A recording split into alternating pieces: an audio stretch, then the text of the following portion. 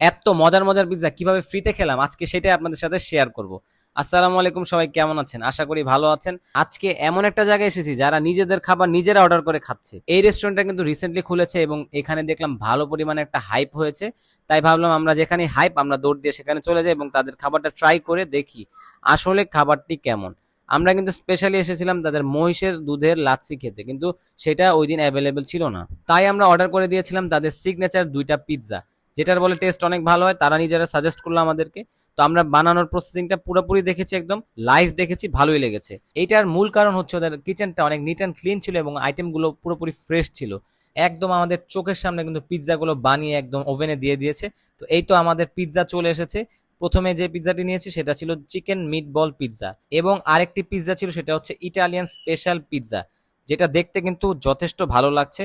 তো দেখা দেখির পালা শেষ, এখন হচ্ছে খেয়ে দেখার পালা। প্রথমে আমরা টেস্ট করেছি ওদের ইটালিয়ান স্পেশাল পিৎজাটা, যেটা আমার কাছে যথেষ্ট ভালো লেগেছে, ভালো টপিংস দিয়েছিল। এরপরে আমরা ট্রাই করেছি ওদের মিটবল পিৎজাটা। মিটবল পিৎজাটাও কিন্তু যথেষ্ট ভালো আমি মনে করি। সেখানেও ভালো পরিমাণে টপিংস দেওয়া ছিল।